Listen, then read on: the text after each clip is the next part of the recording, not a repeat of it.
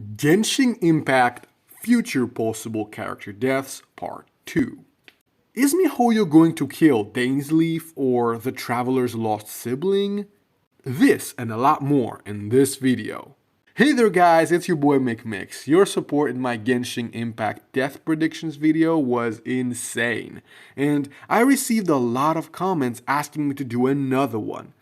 My previous video looked at every single playable character and examined the chances that they have to bite the dust. However, I forgot to include some characters, namely Dainsleif, the Traveler, his sibling, and as well as a handful of other minor 4-stars. So let's analyze these characters' themes, stories, and death predictions. My criteria for these death percentages or death predictions are explained in the first video. Very unlikely to die. Noelle and Yanfei. I know I covered Noelle in my previous video, but as you guys commented, she was a bit high up in my death predictions.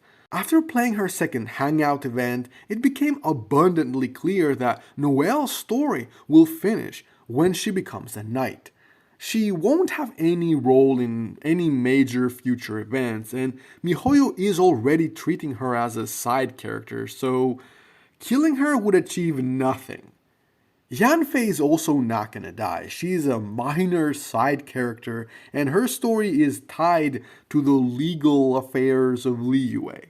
Canonically, she's not even a fighter, so yeah, she's pretty safe. Unlikely to die. Alice. Alice is Klee's mom, and apparently one of the most powerful witches in all of Teyvat. In the recent 1.6 event, it was revealed that she's part of a rare species with crazy longevity, and she seems to be traveling all over Teyvat. There are some theories that claim that she has already died and that her spirit is perhaps looking after Klee. Although this would explain why she never shows up, I don't think that's the case. If she's as powerful as Albedo says, I don't see her dying. Somewhat likely to die. Eula and the 11 Fatui Harbingers. Now, I know that we don't know enough about the Harbingers, but I will try to make some educated guesses. I don't think the Fatui Harbingers are evil, and I will probably make a theory on this one day. But according to Child, there are more powerful and ruthless than him among the Harbingers. It is possible, therefore, that these truly evil, sadistic, and harsh harbingers, like Dottore for instance, will meet their end by the end of the story. Since there are 11 of them, I will be very surprised if all of them survive the endgame. If any of them betray the Tsaritsa or attack Celestia, they're as good as dead. As for Eula, I could see a scenario where she sacrifices herself in order to save Mondstadt, earning the people's respect in the process. Likely to die. The Traveler and his sibling. Now, hear me out. I know these two are really high up, but honestly, I think killing the Traveler or the sibling in the final act of the story would have immense impact on the players and the world of Teyvat. Imagine seeing Aether sacrificing himself for Lumine. Boy, that will be a tearjerker. You might say, hey Mix, isn't this a bit too dark? Yeah, it is, but I'm not saying that either of them will stay dead. Through the help of Paimon or the Archons, and with a lot of time travel shenanigans, we might be able to revive our lost sibling. So yeah, their deaths would have a huge impact, but I think we should bring them back, because that would make the story too dark. Very, very likely to die. Lisa and Dainsleif. I have to say I completely misjudged Lisa in my previous video. A recurring theme in her story is about how time is running out, or flying away. Her attitude of staying in Mondstadt, relaxing, and spending quality time indicates that Lisa has perhaps chosen a quiet place for her to spend her final years.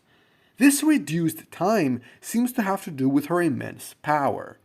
A lot of people mention that at some point Lisa touched a cursed book and that reduced her life force. The title of her side story was Tempus Fugit, Time Flies.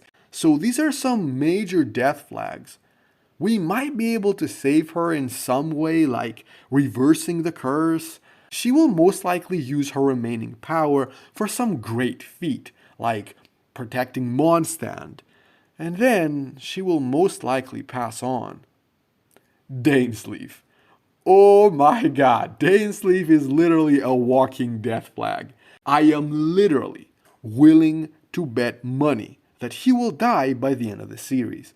He fulfills all three of my criteria mentioned in part 1, but most importantly, he's the only character in the story who has absolutely nothing to live for. He has no country, no family, no friends, no dreams, no nothing. He's a dying relic from a bygone era. I am certain that he will be instrumental in the story until the very end of the game, but honestly, unless we somehow reverse Karanaya's destruction or send him in the past, the guy is as good as dead. I also think that when we first met him, he did make some vague comments about the end of his journey coming closer, so even he confirms this. So, with this second video, I have covered every single character in the game. I may consider making another video like this one some years from now, when we have many more characters, but for now, this will do. I have some really juicy theories for the Hydro Archon, Bennett, and many others to make first. So stay tuned guys, and if you haven't seen my part 1, check it out here. As always, hit like and smash the subscribe button. And if you want to see more Genshin Impact content from me, then check out my Genshin Impact playlist. I have videos on Sumeru and the Dendro Archon, Linnea and Lynette and their Fatui Harbinger connections, and many more. Leave a comment down below and let me know, what do you think of these death predictions? Did I overlook something? Did I make a mistake again? What do you think? Do you think Dainsleif will get to live, or Lisa will somehow reverse the curse? Who knows? So, I'll see you next time guys. Until next time, fellow travelers.